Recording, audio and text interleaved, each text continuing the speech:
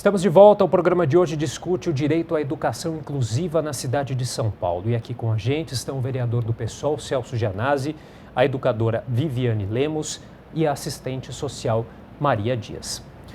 Vereador, tudo isso que a gente está falando, de tudo isso que a gente precisa para ter, de fato, uma educação inclusiva, depende, claro, de recursos financeiros, que a gente sabe que está cada vez mais complicada a situação, não só no município de São Paulo, como no país inteiro. Como lidar com essa questão?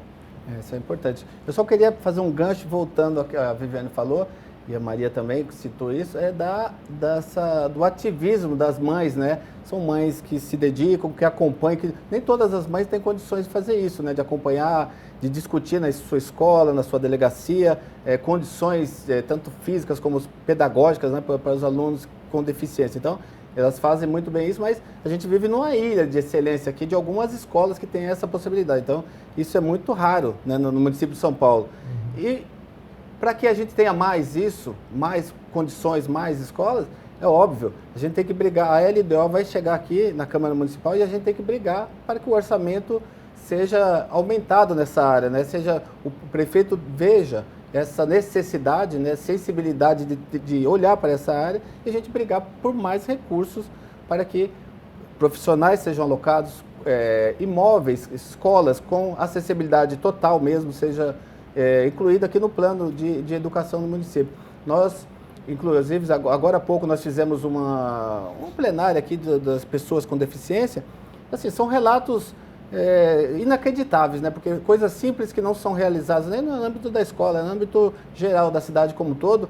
Por exemplo, crianças cadeirantes, né? Cadeirantes que vão fazer um exame oftalmológico e eles não podem sair da cadeira, eles não têm um equipamento próprio para fazer os seus exames, então eles ficam sem um exame oftalmológico e isso vai encadeando um processo do comprometimento até seu aprendizado na escola. Então, são coisas simples, né, que a gente vê. Na cidade de São Paulo, a gente não tem equipamentos que suportem essa política pública voltada para a inclusão. Então, o orçamento, com certeza, a gente vai brigar para que ele seja aumentado nessa área.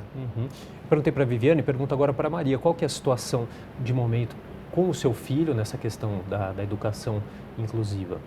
Eu estou também numa escola bem diferenciada, né? A MF Milo Fernandes. Eles fazem um acolhimento muito legal com as famílias lá. E tem uma fila enorme de crianças que querem ir para essa escola, né? Mas aí eu me pergunto, né? Ela tem um modelo tão legal que deveria ser modelo para todas as escolas, né? E o que não acontece, as escolas do entorno têm barreira física, né? Não tem acessibilidade nos prédios. O professor fala que não tem preparo, mas por conta da estrutura que vem da SME.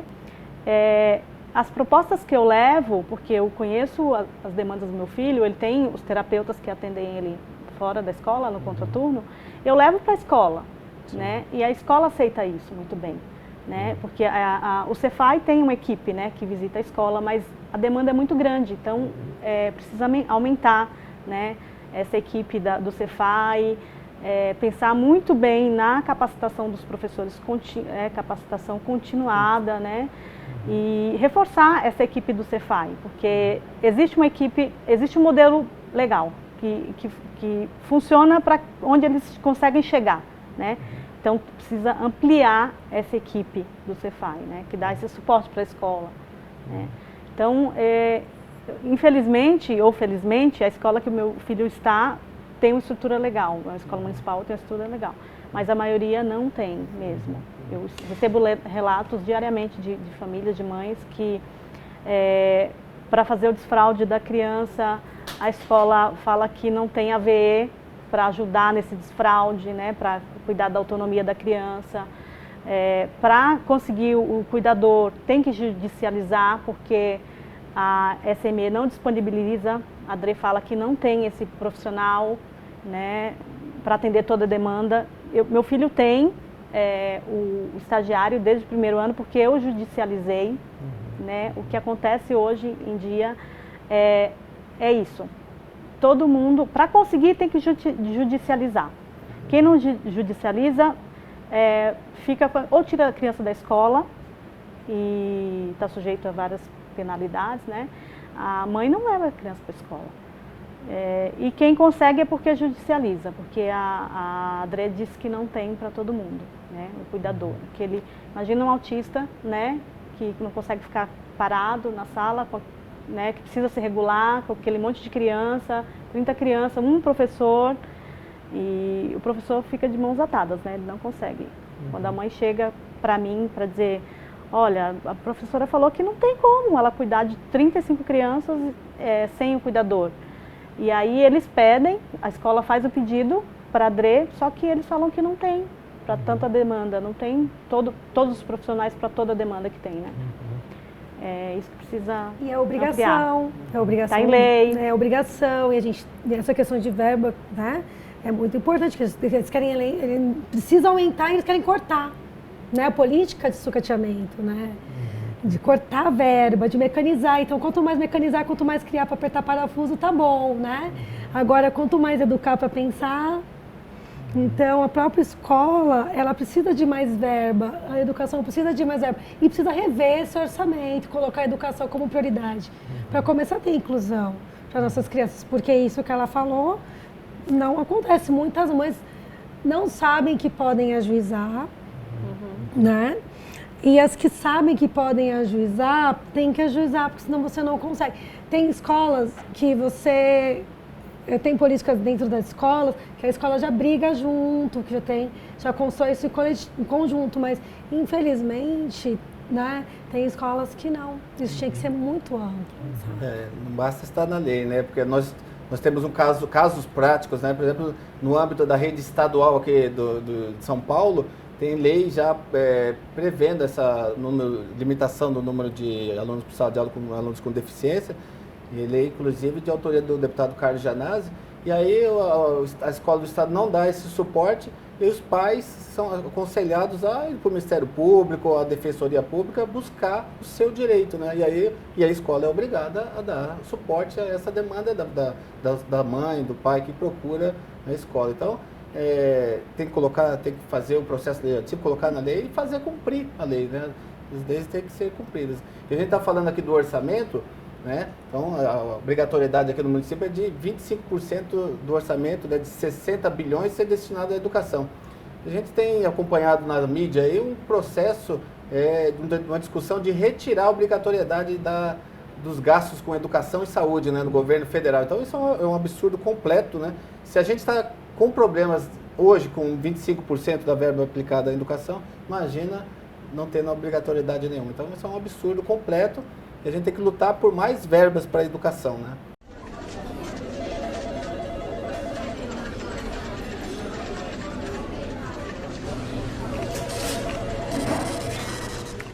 Vocês já sofreram ou já observaram situações de preconceito de pais que são contra essa questão da educação inclusiva, pais que não tenham filhos com algum tipo de deficiência? Já aconteceu isso? Já na minha escola não, mas eu já escutei relatos que os pais fizeram baixo-assinado, os pais com crianças sem deficiência, fizeram baixo-assinado para tirar o filho autista da sala de aula, da escola. Isso aconteceu na escola estadual. E foi feito todo um movimento, foi levado isso para o Ministério Público, mas isso acontece constantemente nas escolas. Infelizmente, a nossa sociedade ainda é preconceituosa, né? Por isso que é importante ter essa educação inclusiva, porque as crianças vão crescer com esse olhar, né, para as diferenças, né? Então, os adultos hoje têm muito preconceito. As crianças vivem ali, eles não olham meu filho como um cadeirante, eles olham o Gabriel, né? Eles olham para o Gabriel, antes de vê-lo, antes de olhar para a cadeira de rodas dele.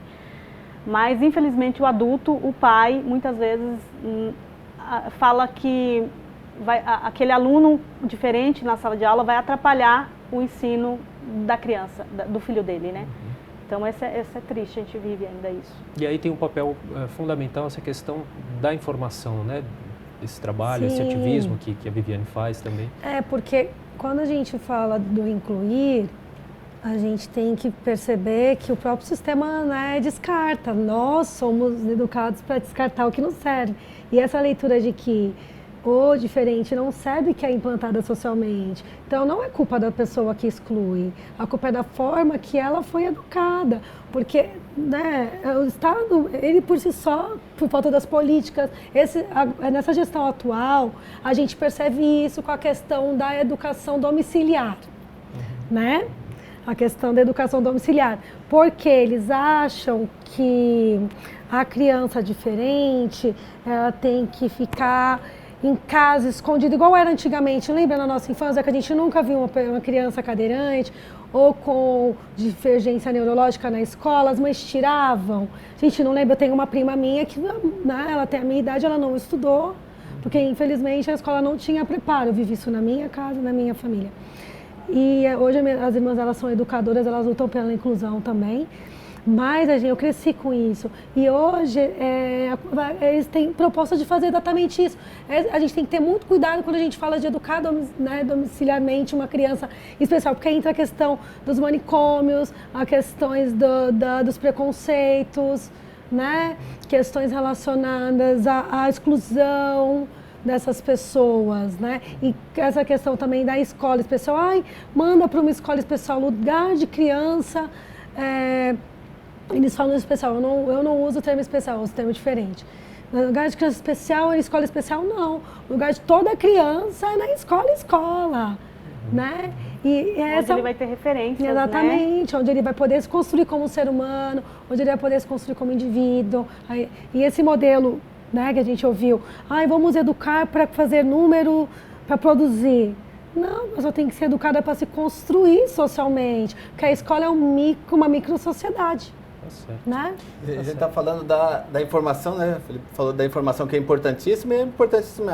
Aqui a gente está vendo 2 exemplos, né, de 2 mães que podem nos dar o depoimento de que é sim possível fazer uma educação inclusiva, com qualidade, né, dando um futuro promissor para os seus filhos, né? Sim, e as pessoas têm que saber disso, as mães que têm filhos com deficiência têm que saber disso, e é importante essa colocação delas aqui. Falta a sensibilidade do poder público olhar com mais atenção para a educação inclusiva, colocando mais recursos, mais profissionais, e a gente ter uma cidade mais justa, né, mais igualitária. É muito importante para esse fortalecimento, né, para a gente difundir, né, as informações para as mães, porque é um conselho misto, é um conselho que vai ter mães como eu, como a Viviane, mães que trabalham na educação, profissionais, psicólogos, né? Aquelas pessoas que vão lutar pela inclusão, né? Então, eu achei muito legal essa questão de abrir, de nos dar voz, né? Nós somos voz dos nossos filhos, né? Mas seria importante que todos dessem essa voz pra gente, né? Pra gente formar essas comissões, e daqui que a gente vai cobrar, né? As escolas, o Tá certo. Gente, infelizmente nosso tempo chegou no final, mas eu queria agradecer a participação do vereador do PSOL, Celso Gianazzi, da educadora Viviane Lemos e da assistente social Maria Dias. E também agradeço a você que assistiu o nosso programa hoje. Se você quiser rever esse ou qualquer outro dos nossos programas, acesse saopaulo.sp.leg.br/TV Câmara SP, ou um dos nossos canais nas mídias sociais. Até a próxima. TV Câmara São Paulo, assista, fique sabendo.